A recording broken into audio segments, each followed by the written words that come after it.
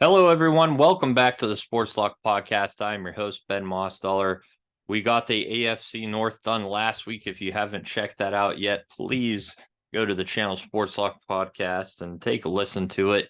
Got a lot of competitive teams, probably what is the most competitive division in the NFL. Today, we got the AFC South preview for you guys. We're going to break down the Jaguars, the Texans, the Titans, and the Colts. If you enjoy this podcast, make sure to follow on Instagram and TikTok at Sports Lock Podcast, as well as subscribe here on YouTube. So let's take a look at last year, the 2023 AFC South standings. The Texans end up winning the division at 10-7. The Jaguars followed behind at 9-8. Thought that they would do a little bit better last year, however, struggled a little bit. The Colts at 9-8 with Anthony Richardson only playing 5 games. There's a lot of promise and hope for them this upcoming season. And of course, the Tennessee Titans struggling the worst at 6-11 to round out the division. If we take a look at what I thought last year, I had the Jaguars at 12-5 winning the division. I had the Colts at 6-11. They were 9-8. I had the Titans at 5-12. They were 6-11, and the Texans never expected to win the division with the newly acquired C.J. Stroud, but he went off last year and did phenomenal, leading them to 10-7. So let's jump right into it. Let's talk about these Houston Texans that won the division at 10-7. They lost to Baltimore 34-10 in the divisional round. They won the first game, killing Cleveland. So they were close. They were there, but Baltimore were just too good. That was also the first winning season since 2019. They were 3-13-1 the year prior.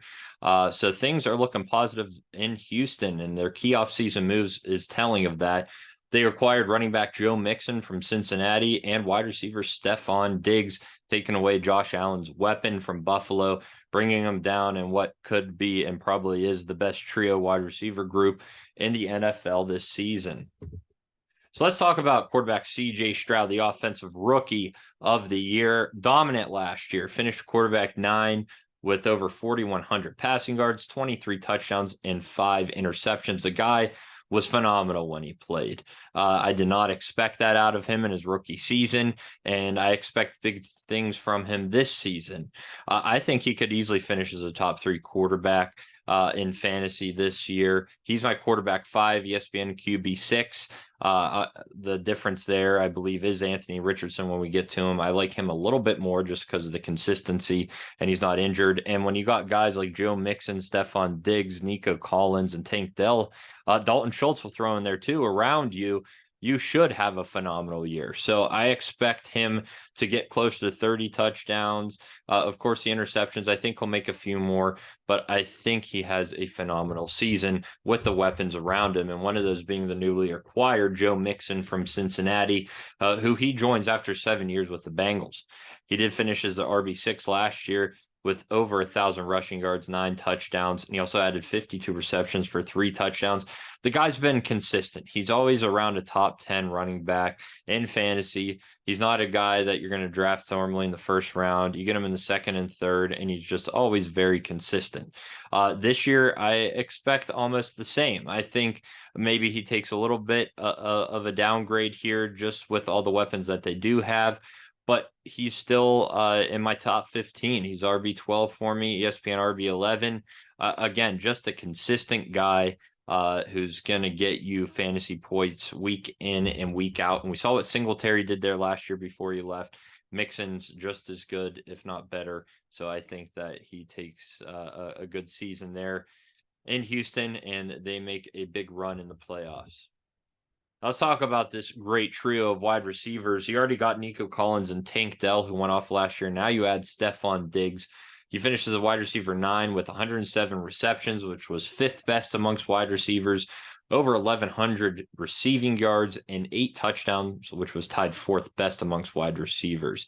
This was his 4th straight season with over 100 receptions and 6 straight with over 1,000 yards. The guy has been Mr. Consistent. He's always a guy that you want to snag in fantasy. Now he teams up with Nico Collins, who finished wide receiver 12 last year, 80 receptions, almost 1,300 yards. So more than Diggs. That was 8th best. And he also had 8 touchdowns. He was tied with Diggs. And talk about Tank Dell, the rookie, wide receiver 39, 47 receptions, 709 yards, and 7 touchdowns, which was tied 5th. And that was only in 11 games. He was on pace to finish right around Collins at wide receiver 13 if healthy. So this is incredible. CJ Stroud, I think, is a quarterback that can contribute to all of these wide receivers. Now, I don't see any of them being able to get to 100 receptions each, but I do think they hit around the 80 reception mark. I think this is a huge season for this offense. And to me, I would take Collins just a little bit ahead of Diggs just because of the connection. So he's my wide receiver 12, wide receiver 14 from ESPN. Diggs, I have wide receiver 17, ESPN wide receiver 16, and Tank Dell, wide receiver 25, ESPN wide receiver 26. So it's insane to say that these 3 men are all going to be probably top 25 wide receivers, but it can be done. And that's why CJ Stroud is so valuable, especially at a wide receiver, or I'm sorry, a QB6, QB7, where he can just dominate. I think he has so much upside, and it's worth the risk there at his ADP. Tight end Dalton Schultz, he finished tight end 10 last year in his first season with Houston after coming over from Dallas. 59 receptions, 635 yards, and 5 touchdowns. I think it's going to be hard for him to get receptions, especially with the 3 dominant wide receivers. He is a secret weapon there, but I do think that you'll see a decline, of course, in his receptions, yards, and touchdowns slightly. That's why he's my tight end 16, ESPN tight end 14. I still think he can finish right around the top 15, but he'll definitely fall from where he was last year. Their defense is average, not a defense that you're really going to draft. You might just plug and play depending on who they're playing. But some pros, they have a high-power offense. We just talked about it. And the cons are, can the defense improve to be a dominant team in the NFL? That's what they're lacking. They drafted towards it, so we'll see what they can do. Tough schedule for them this year. Last year, they go 10-7. This year, I'm projecting that they go 10-7 as well. Again, we talk about how amazing this offense is. They should be a lot better than 10-7. I do think they could win 12 or 13 games. But conservatively, I think based off their schedule, they'll go 10-7. Let's talk about the Indianapolis Colts, who finished 3rd in the division at 9-8. They did add Joe Flacco, who went off from Cleveland last year, and wide receiver Donnie Mitchell from Texas, who they think can play a big role there, along with Anthony Richardson in the offense. Anthony Richardson, unfortunately, he only played in 4 games last season. He had 577 passing yards, 3 touchdowns, 1 interception, but blossomed in the rushing game. In those 4 games, 136 yards and 4 touchdowns. And if he were to play the whole season, he was on pace to finish in the top 5, right around QB5, which ESPN's valuing him at QB4. Now, they are saying that he is healthy from that shoulder injury. He's a full go. That could be something that still bugs him over the course of the season. So ESPN, again, they have very high expectations for him, but if he's being drafted around guys like Patrick Mahomes, Lamar Jackson, Jalen Hurts, CJ Stroud, and how do you value those guys? Do you want to take the bigger risk? We know that Jackson is going to do it for you. We know that Hurts is going to do it for you, Allen, Mahomes, but Richardson is a huge risk play here. He could finish as the QB1, but he could also finish down the line. We just saw a few games from him last year, and that's all we're basing it off of. So it's high risk, high reward for Anthony Richardson. That's why I put him down to my QB8, and ESPN has him at QB4, of course, but I do have him a little bit further down because I do think a guy like CJ Stroud will just be a little bit more consistent. You know what you're going to get from him. So I'm a safe guy when I'm trying to draft. When you get to later rounds, then you could take some risks, but early on when you're looking for your starters, I like to get the consistent guys that you know what you're going to get out of them. How about running back Jonathan Taylor? Played in 10 games. He started in 7, still had 741 yards and 7 touchdowns. If you take his 7 starts, he averaged 94 yards per game, 13 receiving yards, and 2 receptions. Also 1 receiving touchdown one rushing touchdown per game.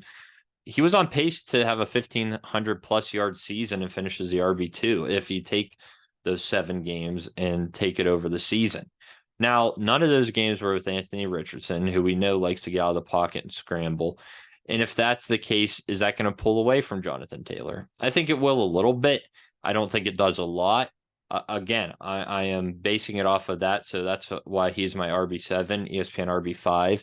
But I think the running backs are just so consistent here in the top 10 that no matter who you grab, you're going to get a stud. It was very hard to rank some of these running backs, besides, of course, your Christian McCaffrey. But other than that, I mean, you take a look at Bijan Robinson, Breece Hall, Jonathan Taylor, Saquon Barkley, Travis Etienne, guys like that. They did incredible last year, and they all still can. So it's very hard to rank, but that's okay, because if you're going to take a wide receiver in the first round and you have somewhere a mid-round pick, you will get one of these value running backs here that could be anywhere from RB2 to RB10, in my opinion, and any of them could finish RB2 to RB10. So it's just kind of the luck of the draw there. I do like Jonathan Taylor, and I hope that he would slide, somewhere to the second, third round where I could snag him, especially if I'm taking a wide receiver early on. Again, depends where you draft. 3 wide receivers we'll talk about here: Michael Pittman Jr., Josh Downs, and Adonai Mitchell. Pittman had a career year, 109 receptions, over 1,100 receiving yards, only 4 touchdowns, though. This was best for wide receiver 13. In games with Richardson, though, he was on pace to finish wide receiver 42. So I know they really didn't get to click too much, but Richardson wasn't the one helping contribute to those numbers. Now, Josh Downs, he finishes wide receiver 43, 68 receptions, 771 receiving yards, and 2 touchdowns. He was kind of the same with Richardson. Again, we don't have a lot of numbers, only 4 games to see. And then you add Adonai Mitchell from Texas, who was phenomenal. And you add great receivers for Anthony Richardson, but what's he going to do? To me, I think Pittman is not going to have another career year. I think he does decline. He's a guy that I think could be more of a bust at his ADP than anything else this year. Right now, ESPN has him at wide receiver 10, which I think is absolutely ridiculous, because they're basing it off these numbers that Michael Pittman Jr. is going to repeat when he was on a pace of wide receiver 42 if Richardson would have played the whole season. That is not good. And we're basing it off of that performance without Richardson. So I am letting him slide down my board. He is my wide receiver 18 for now. He might even fall a little bit more. Downs and Mitchell, they're not really getting drafted too much. If they are, it's very, very late. I feel like, they might be somebody to look at the waiver wire. But otherwise, as far as Pittman, I think that he has wide receiver 2 written all over him this year. Definitely not wide receiver 1. So watch Michael Pittman Jr. I think he could be a bust this year. Tight end Jelani Woods didn't play in 2023 due to a hamstring injury. He's back for the 2024 season. Tough to say what he'll do again. He has just as good a chance as anybody else to get those receptions from Anthony Richardson. With that being said, he's my tight end 31, ESPN tight end 30. Defense is top 10, so the defense held on last year to help them be a competitive team. Really great potential, I think, with their offense and a top 10 defense. They do have a really good shot at winning the division. I do, slightly favor Houston, but I do think that the Colts give them a run for their money. The con, though, is, can Richardson become a reliable passer? Last year, 4 games, we didn't get to see it too well, so it's almost like we had a little bit of a glimpse, but we don't know what he'll do during a whole season. And if that shoulder will hold up, I think that's a big con there. Last year, 9-8, projected 6-11. This year, we're going to go 9-8 again. Again, schedule, pretty tough division, so I'm going to say 9-8. We have the Jacksonville Jaguars, who went 9-8 last year, finishing second in the division. They were a team that I thought could be atop the AFC. Obviously, they struggled last year, but they did add wide receiver Gabe Davis from Buffalo, and they ended up drafting a wide receiver in the first round in Brian Thomas Jr. out of LSU. Now, Trevor Lawrence, he finishes the QB 12 with over 4,000 passing yards, 21 touchdowns, 14 interceptions, which was pretty high for him. He also had his most rushing yards in a season with 339, and he added 4 rushing touchdowns. Now, Lawrence so far in his career has been really consistent year in and year out. You know what you're going to get with him. He's kind of in that range of kind of a Kirk Cousins, Jared Goff. Guys like that can just be right around a top 10, top 15 quarterback. But that's pretty much what you're going to get out. So they're consistently there. If you want to wait a little bit later in drafts, Trevor Lawrence will be there. I think that he will drop a little bit. Maybe it's tough. I do think that he has another consistent year, and I do have him a little bit higher than ESPN. I don't think he's QB 12. I don't think he'll be in the top 10. He's my QB 15. Again, ESPN QB 18, so they're a little bit more harsh on him than I am. But I do think that he doesn't improve from the QB 12. I do think he is around it, though. Running back Travis Etienne, great year last year, another 1,000-yard season, 11 touchdowns, finished as the RB3. Etienne is a guy that a lot of people wanted to take last year. They wanted to take him the year prior, but with injuries, kind of hurt him. But he's here now. We saw what he did in a full season healthy, and I think he's back for more. I do think that we will see his rushing and receiving touchdowns, especially in the receiving game, I think improve this year, just because you lose out on a guy like Calvin Ridley. Trevor Lawrence has a safety back in Travis Etienne, and they don't really have anybody behind him to take much of his reps. So he's a safe guy. And if I say that, then why isn't he a top 3 running back? I think he can be, but there's a lot of guys that I think improve on new teams. Saquon Barkley with the Eagles, and then you have a guy like Bijan Robinson. They're going to be more run heavy this year with Kirk Cousins. So guys like that are expected to do better. But Etienne at his value, I think, is incredible. ESPN has him as RB9. I'm bumping him up to RB6.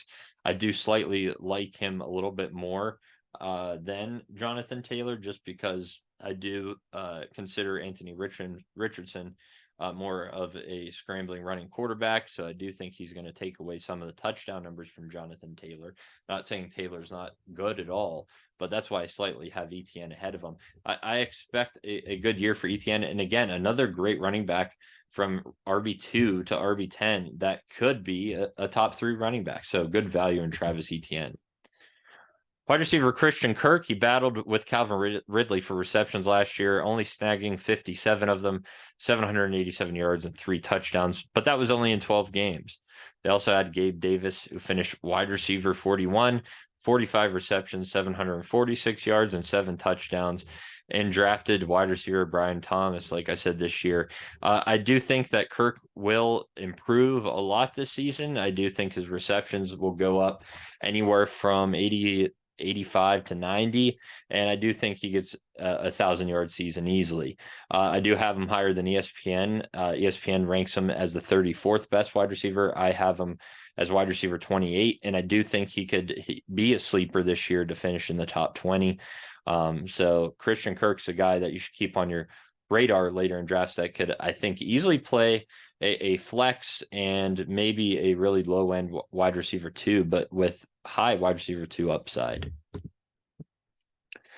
Tight end Evan Ingram, loved him last year. Amazing year. Tight end 2, 114 receptions, career best, 963 yards, which was 3rd best amongst tight ends, and 4 touchdowns. I think that connection with Lawrence is going to be there's going to be another big year. I don't think you get to 114 receptions, but I do think that he's going to be consistently a amazing tight end. ESPN is ranking him a lot lower at tight end 6. I have him as my tight end 3. I do think he's still in the top 3.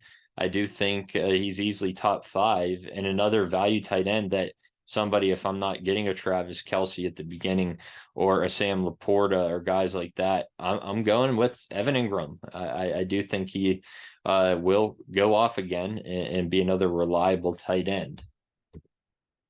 Now, their defense was top 20, nothing spectacular. I compare them really closely to the Texans as far as they have a great offense, but can their defense improve enough to make them contenders? Last year, they were 1 game worse than the Texans. I think that they do the same as the Texans this year, actually at 10-7. I do think that Houston will take the tiebreaker, though, and ultimately win the division. But I do think the Jaguars get one game better. Why not? I think they improved on their defense in the draft, and I think they easily have an easier schedule as well, because Houston winning the division last year. So I like Jacksonville to compete for the division again this year. And finally, we have the Tennessee Titans, who went 6-11, fourth in the division last year. And this was their first time finishing last in the division and their worst record since 2015. They do add, though, running back Tony Pollard from Dallas, wide receiver Calvin Ridley from Jacksonville, and wide receiver Tyler Boyd from Cincinnati. Quarterbacks Will Levis. He started 9 games last year. He had 1,800 passing yards for 8 touchdowns, 4 interceptions. He also rushed for 57 yards and a touchdown. Not really a rusher there. He's got weapons around him. Ridley, Hopkins, Okonkwo, Boyd. So he should have a pretty big year, but I just don't think he's that great of a quarterback to do so. He's my QB 25, ESPN QB 28. A guy that you might monitor on the waivers, but a guy that's most likely not going to be drafted, even in 12-man leagues. Now, let's talk about running back Tony Pollard, who comes from Dallas, mainly because Tennessee loses their running back for years, and that is Derrick Henry, who's going to Baltimore, who we talked about on the last podcast. So now Pollard has to fill a big role there in Tennessee. He underperformed in what he should have done last year. He finished with 1,000 yards, 6 touchdowns, RB14. Not terrible, but he was projected to easily be a top 10 running back. For this year, it's a chance of a new start, but they do have Spears there. Now they're listing at Tony Pollard as the RB1, but with Tajay Spears, I think he's going to take away some playing time from Pollard. Pollard's used to that, though. When he played with Zeke and when he was finally on his own, he did bad. So this could actually benefit Pollard. I do think that we have to take in consideration that Spears will take some of the carries away for how well he did behind Henry last year. So he definitely has a lot of upside, but I am going to conservatively put him at my RB28, and ESPN's even worse at RB31. Wide receivers DeAndre Hopkins and Calvin Ridley, a great duo there. Hopkins finished wide receiver 22 in his debut season with Tennessee last year.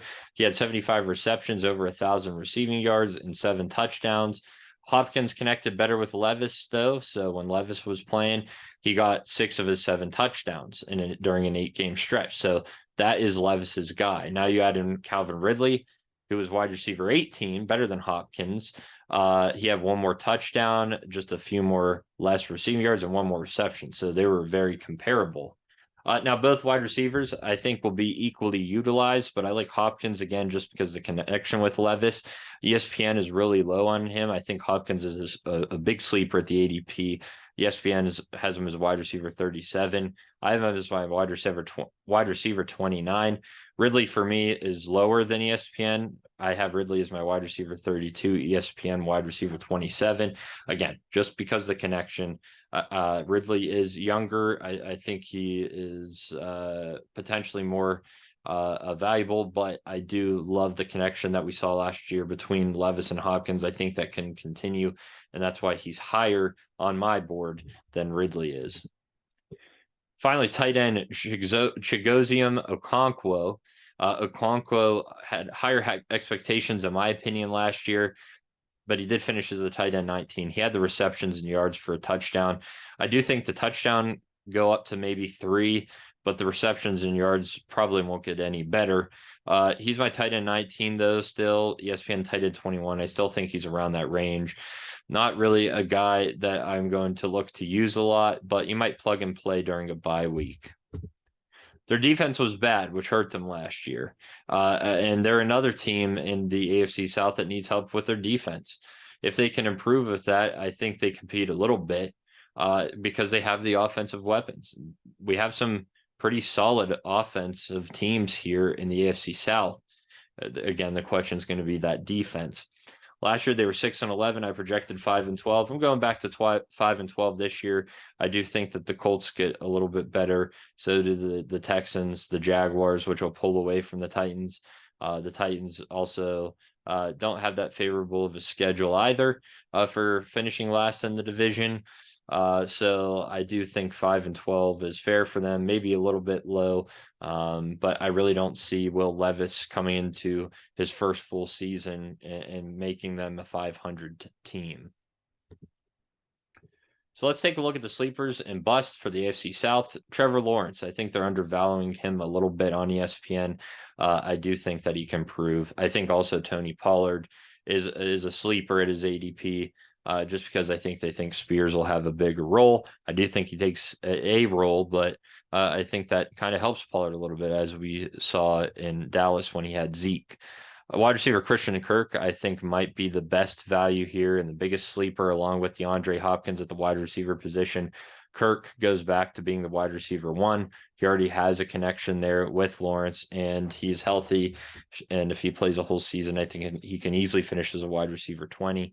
And DeAndre Hopkins, same thing. I think they're valuing Ridley a little bit more than him, but the connection is there with Levis. That's going to be his guy. So I do like Hopkins. And the bust for me, I think so far, is going to be Michael Pittman Jr. Not too many busts in the AFC South, but definitely Michael Pittman Jr. Again, we talked about how he had a career year. However, those games weren't with Anthony Richardson, and he was on pace with Anthony Richardson to only finish as a wide receiver 43. So again, small sample size with Richardson, but I do think wide receiver 10 is way too high for Michael Pittman. He's going to be closer to wide receiver 20.